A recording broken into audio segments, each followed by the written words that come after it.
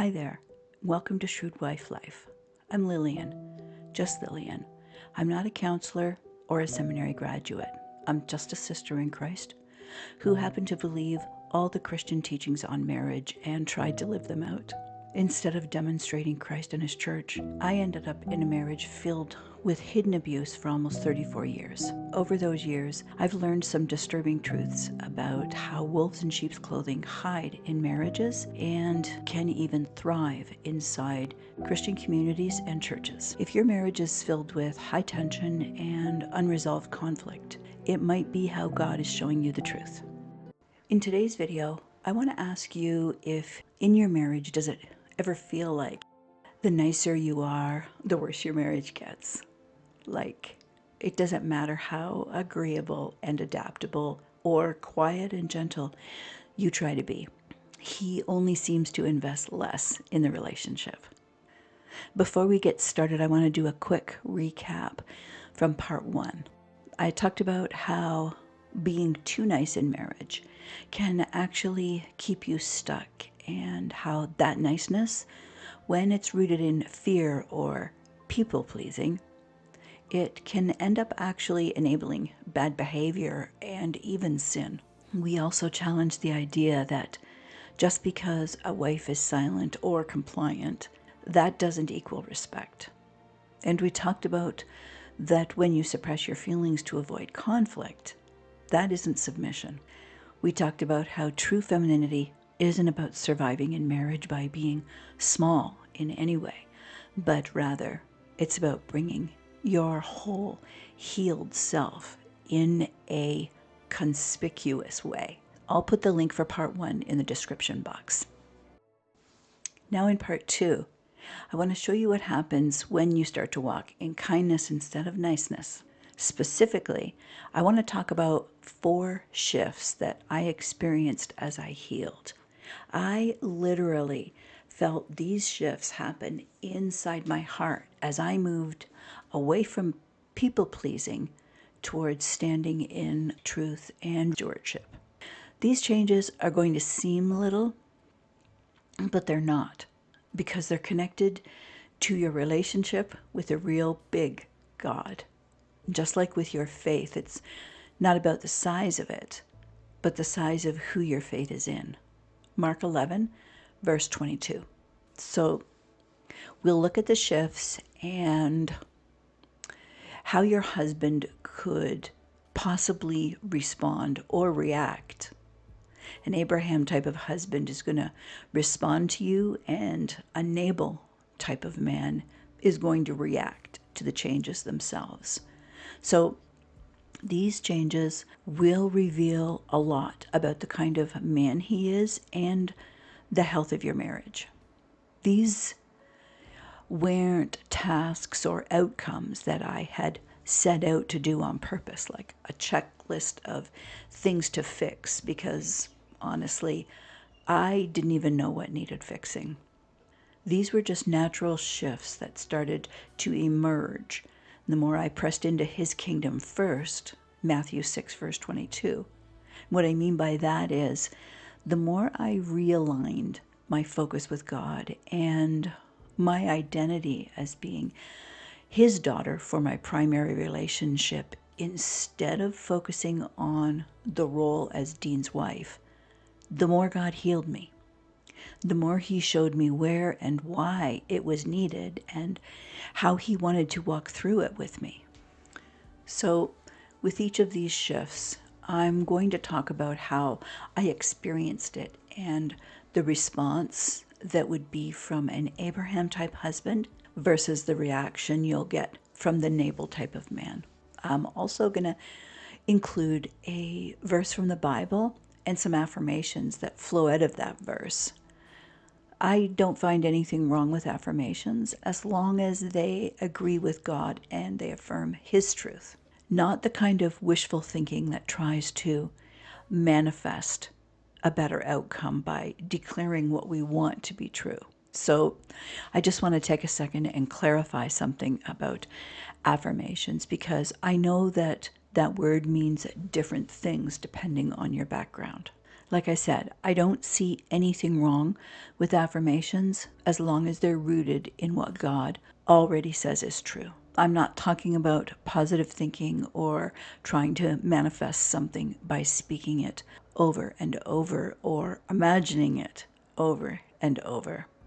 That kind of thing puts the power in you, in your words and your effort and your hope. When I use the word affirmations, I mean agreeing with God, letting His word shape what you believe and speak over your life. It's not about trying to create a better outcome for this life here in the temporary world. It's about anchoring yourself in what's already true in eternity. Let me give you a quick example. If you say, my marriage is strong and healthy, even though that's a good thing to want, that alone won't force it into that reality. And if you're experiencing a lot of fear or confusion, what you're actually doing is trying to convince yourself of something that isn't true. You're gaslighting yourself just to survive the hazy, stuck in the middle ache. That's what cognitive dissonance does. It makes you cling to what you wish was true, just to quiet the pain of what your reality is.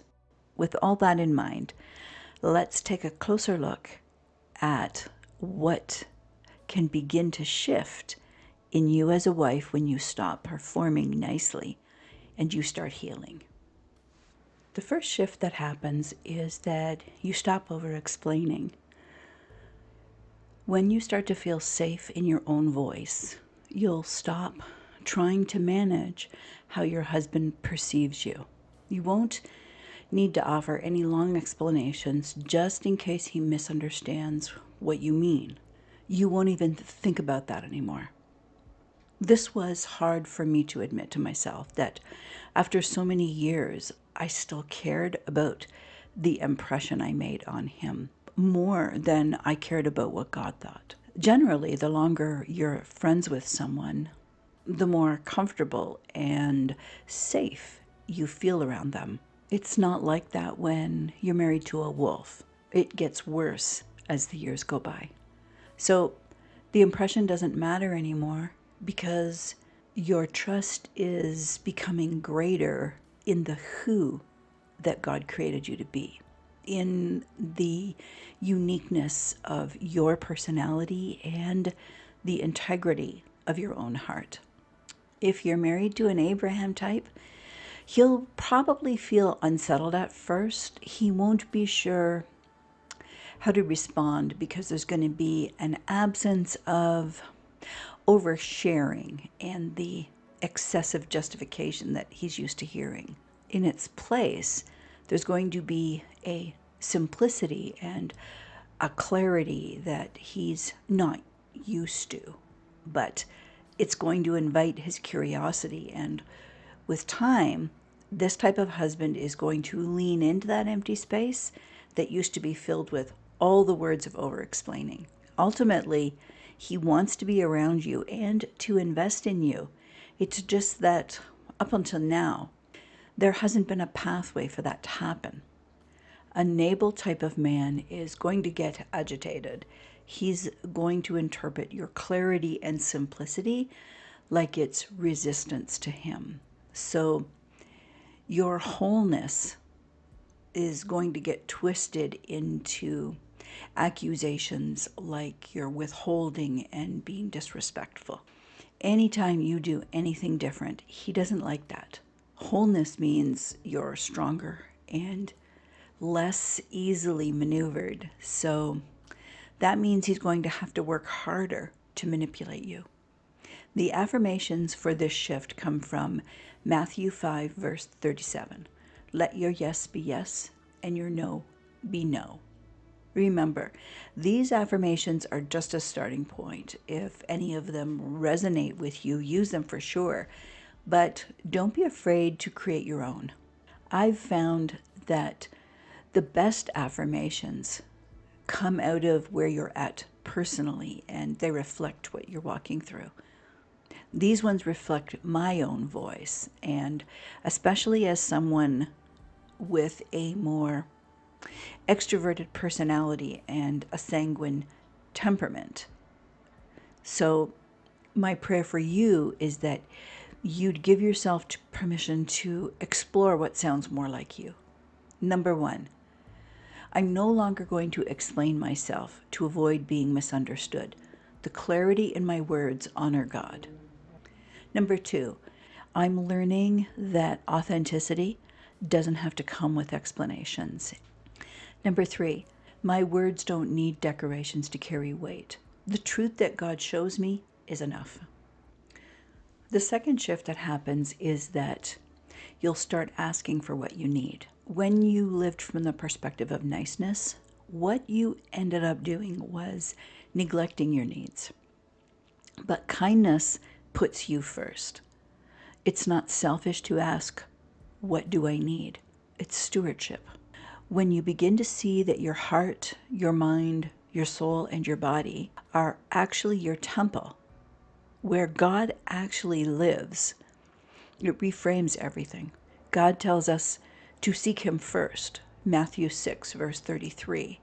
And that's not a religious act. It's how you begin to take care of what he assigned to you. When you study Torah, especially the sections in Exodus where God gives Moses the instructions for the tabernacle, you see something pretty amazing here. Every curtain, every clasp, every thread and beam is described with intense precision. Nothing's random. Nothing's close enough.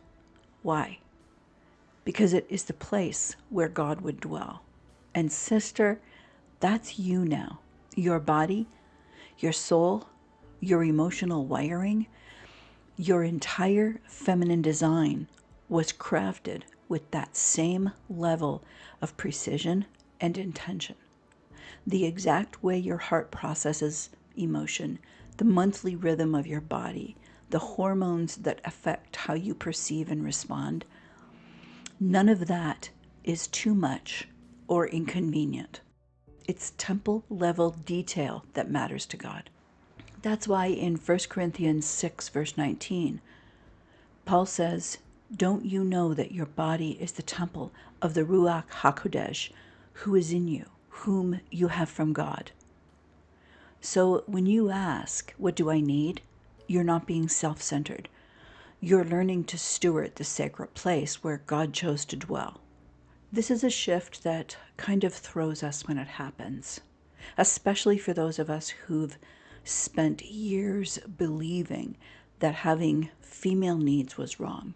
But the truth is, a woman does have more needs than a man. Our bodies, our emotions, our cycles, everything about us is complex and was designed to respond to and to nurture in that complexity. That design requires more rest, more spiritual clarity, more investment, more connection, more time. Not because we're weaker, but because we're made to receive and to carry life both physically and spiritually. And what's even more freeing is this: there are no commands given to wives within the one flesh relationship. That sounds like heresy, right? But it's true. God speaks to husbands with imperatives. Simple, direct, linear commands. Love her. Leave and cleave to her. Understand her.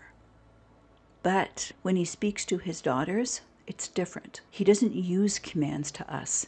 Now, the English translations want to make it sound like he does, but in the original Greek, everything he says to wives is couched in choices, possibilities, and probabilities.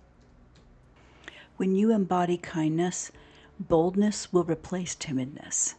You'll be discerning and deciding instead of hinting about your needs or silencing them. You don't need to ask permission to matter because now you know that you do. When you're kind to yourself, you give yourself permission to say, this is what I need right now. The Abraham type of husband's going to be surprised at first, maybe even a little uncomfortable. But don't mistake this awkwardness for resistance. What you're doing isn't selfish. It's recognition that God's got a lot going on inside his daughters, and he expects them to care for themselves. A woman who knows how to self-care, she stirs something inside of healthy masculinity. She challenges him, not in a competitive way, but in a collaborative way. When he watches you take care of yourself, he sees how he can begin to take care of you. Men like him don't want to be taught like children. They don't want instructions. They want inspiration.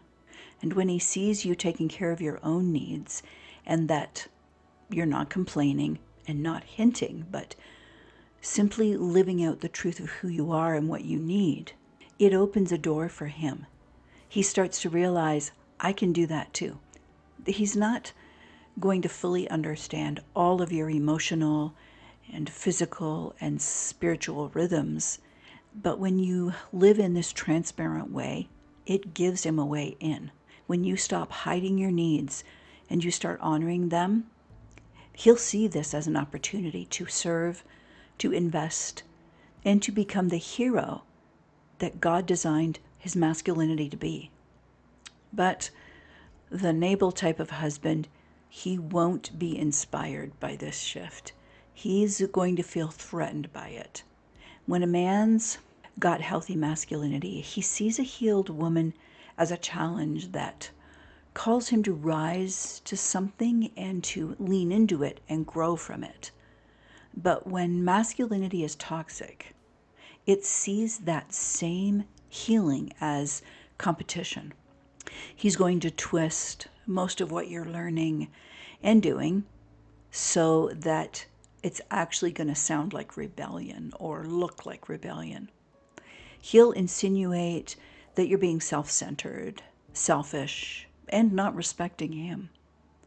Not because you are, but because your healing is threatening the control he's been using to keep you small.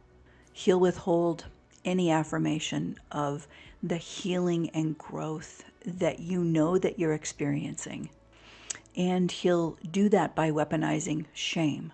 He'll downplay your growth, and he'll mock your kindness and try to push you back into the nice, broken version of yourself. He'll do this by something called negging. It's a manipulative tactic where a man will disguise insults as concern or humor so that he can chip away at your confidence in a passive-aggressive way so that you question your own healing experience. I guess technically you'd call that gaslighting too. Let me give you a couple of real-life examples so you'll be able to recognize the feeling if and when it happens. Let's say you've shared how you're going to need to take a quiet time in the evening to be by yourself, to pray, or journal or read, something like that. And then he lets out a little chuckle or a little laugh and says, "Wow, you're really into this whole therapy wife phase, huh?" He laughed. But it's not a joke. It's negging. He's dressed up mockery like it's fun teasing. But what he's hoping for is to make you feel silly for taking your healing seriously. He just said it with enough sarcasm to sting, but it's dripping with that "I'm just joking" tone. Here's another one. "Since when are you so sensitive? You used to be fun." That one hurts because it calls back to who you were before you started waking up. And it's his way of saying, "I liked you better when you were easier to control." And here's one more. "So what is it now? Feminine energy? Boundaries? You really think this is going to fix us?" It sounds like he's questioning the tools, but really he's questioning you. He's framing your healing like it's a trend or a phase, something flaky or indulgent. It's a way to undermine your discernment without openly attacking you. The other truth behind this statement is that he doesn't really believe that he's been cut out of the loop between you and God. In his pride, he can't see that your kindness and healing has absolutely nothing to do with him. These aren't just annoying comments. They're carefully crafted to poke holes in your confidence so that you'll go back to being easier to manage, nicer, quieter, more agreeable. He doesn't want the whole version of you. He wants the version who keeps second guessing herself. A wolf doesn't want a feminine collaborator. He wants a female who's codependent. But when you stop living that false version of femininity and you start walking in interdependence, he's going to double down by using guilt and strategically place silence and manipulation. His main goal will be to get you back into that naive gullibility so that you'll go back to prioritizing his needs at the expense of your own. Because your shift from niceness to kindness is going to expose the truth that he doesn't want you to see, or anyone else for that matter. And that truth is that it was never an equally yoked marriage. The affirmations for shift 2 come from Philippians 2 verse 4. Look out not only for your own interests, but also for the interests of others. And Mark 12 verses 30 through 31. And you shall love Adonai your God with all your heart and with all your soul and with all your mind. And you should love your neighbor as yourself. Affirmation number 1. Loving God with my whole self includes caring for the temple where he lives. Number 2. I honor God when I show up whole. Healing myself isn't selfish, it's sacred. Number 3. The more healed my capacity is to receive love from God, the more beneficial that love is that I give to others. Shift number 3. You no longer manage his emotions. You've recognized that you're responsible for your own feelings, not his. You know those moments when you quietly hold back your words or your feelings because you're worried about how he'll react? That's the self-censoring that niceness has trained us into. It's like putting yourself through this intense self-editing program before you say anything because you're always trying to not rock the boat. But after that shift into kindness, real kindness that comes from truth, you don't tiptoe around his moods anymore. It's not about being blunt or careless with him. It's just about letting yourself actually show up as who you are. When you stop managing his emotions, it creates space for the both of you. And for the husband who's the Abraham type, that space is going to feel a little unfamiliar at first. I mean, most men love an adventure into the unknown, but this kind of undiscovered emotional terrain, not so much. At least not until they get to experience the huge benefits for themselves. Up until now, he's been used to the way you keep everything flowing and looking smooth with your niceness. And so what you've inadvertently ended up doing is being the buffer for a lot of discomfort and awkwardness that naturally shows up in relationships. And that's going to force him to feel things that he's not used to. And so he'll feel like he's being exposed. You'll probably sense a little bit of frustration because he's not going to know what to do with the emotions that you're not absorbing for him anymore. But here's the real attractive part of the Abraham type. Even though he's going to struggle with it, because he's a true believer, he's going to lean into it and wrestle with it. Eventually, he'll realize that this new version of you isn't a threat, but an invitation. That it's an opportunity to become a stronger man and a better husband. And not because you told him to, or because you hinted, or because you nagged, but simply because your courage called him to it. Now, with the navel type of man, he's going to escalate. Oh yeah, he will. He's going to use fear, guilt, or manipulation to pull you back into assuming responsibility for his emotions. Actually, he'll probably use all three of them and more. He's going to use anything and everything to make you feel like this shift from niceness to kindness is actually a betrayal. He's the type of man that's all about power and control, so he prefers his wife's passive niceness because it allows him to completely avoid responsibility and accountability.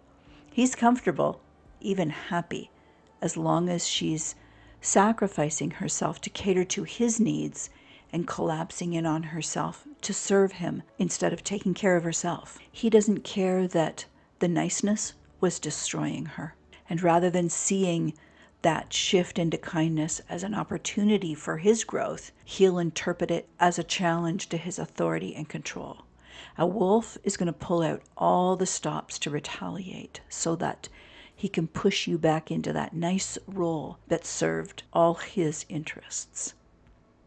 The affirmations from shift number 3 come from Proverbs 29, verse 25. The fear of man proves to be a snare, but the one who trusts in Adonai will be kept safe. Affirmation number 1. I'm responsible for my peace, not for his moods. Number 2. His reactions don't define my reality. I'm safe because I trust Adonai. Number 3. I'm no longer afraid of his disapproval. My peace comes from trusting Adonai. The last shift that surfaces is that you live from truth, not obligation. And this is the shift where everything starts to really quiet down inside your heart and mind. Of the 4 shifts, this one was the most meaningful for me, the most freeing. I started to feel less pressure and guilt to perform like other Christian wives and to see things like they did. I stopped doing what was right just because someone told me that it was right. The more I leaned on God's Spirit to show me the truth, the more he did, which I don't know why that surprised me so much. That's what he says in John 16, verse 13. He leads us into all truth, not some, and not what certain people decide is truth, Romans 14, verse 23, but all of his truth. When you lean into that, the fear of getting it wrong, it just disappears. It's kind of like shift 1, but deeper. This isn't about believing what's true in the surface analytical way, which is called pistuo. This 4th shift is about knowing that you were created for a specific truth, and that's the completion of believing, gnosko, 1 John 4, verse 16. You're not a random woman who God arbitrarily created and then handed you the plan for your life. Psalm 139 doesn't just say he saw your days and your unformed substance. It says he formed you to fit them. The plan existed first, and you were created specifically for it. And part of that plan meant forming you in a female body with the exact hormonal design needed to walk out your plan. Your estrogen wasn't incidental. Your feminine heart wasn't an afterthought. It was the design. But when you live from niceness, you can't see any of that. You live by the obligation of what people expect of you, what looks right in the eyes of the church. Those obligations bring a pressure that feels a lot like truth until you start to heal. And then they start to fall apart. And you can finally see that those obligations, they were the very things that were keeping you blind and stuck. It's like being born again. If your husband is an Abraham type, he'll see this shift and realize that you're not performing anymore. It will call him up. Your self-advocacy reveals your integrity to him, and he'll honor it because he knows it's not about him, it's about God. The kindness that's rooted in your healing, it speaks the language his masculinity understands. It doesn't pressure him, it invites him. Healthy men aren't looking for perfection. They just need something real to trust. Kindness is real. And that's why it starts with you. When you aren't suppressing your needs and sacrificing your self-care, that means you're living from the knowledge of your identity as God's daughter. And that strength, the strength of a woman who knows who she is in God, that's what calls a healthy man into his own strength. His masculine heart is built up as he learns to love you well through protecting, investing in, and valuing the femininity that God entrusted to him. Because when he loves you, the truth of what he's really doing is loving his own body. Ephesians 5, verse 28. But with the Nabal type of man, he's playing a different kind of game in marriage than you are. So instead of responding to you like you're the good thing from God, Proverbs 18, verse 22, he reacts with fear and control. The shift you're making toward kindness doesn't inspire him, it threatens him.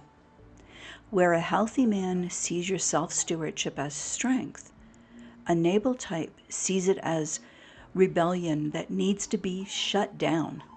He sees your healing like it's insubordination. He'll take it personally. He'll start pulling out cliches like, a godly wife is her husband's helper, and then he'll weaponize it by saying, you're not being very much help to me. And a godly wife is supposed to respect her husband. And that'll get weaponized into, you're not respecting me, you're attacking me. He'll twist theology to try and get you back in place underneath him, living that fake role of niceness that kept him comfortable. And because he doesn't value interdependence, he'll lean real hard into the hierarchy structure instead of leaning into friendship and connection the way God intended when masculinity and femininity play with each other. He'll demand to have the power back, and he'll pull out the you've got to submit argument, and he'll double down on his authority. Because for him, marriage was never about connection and attachment to create the one flesh dynamic. It was always about power, control, and performance. For shift 4, the affirmations come from Galatians 5, verse 1. It was for freedom that Messiah set us free. So stand firm and do not be burdened by a yoke of slavery again. Affirmation number 1. God calls me to walk in truth, not in pressure or performance. Number 2. I stand firm in who God made me to be, not in what others expect me to become. Number 3. I was never created to serve a system, only God, and to walk with him in truth. Whether the man you married is an Abraham type or a Nabal type, a wife's move from niceness to kindness is a journey of reflection. For an Abraham type, that marriage is going to reflect God's heart for sanctification and growth that he wants reflected to the world. Ephesians 5, verse 32. But if you're married to a wolf, what's going to get revealed are all the hidden dynamics that make it impossible for that kind of marriage to authentically reflect the truth and love of God. As we wrap up, there's one more thing I want to share with you. Niceness isn't a fruit of the Spirit. And I know that sounds contrary if you were raised like I was to believe that being a nice girl is the highest virtue a woman could aim for. But the Holy Spirit doesn't produce niceness. He produces kindness. You are not called to be nice. You are called to be kind, just like your Father. And it's the kindness of the Lord, not niceness, that leads to repentance.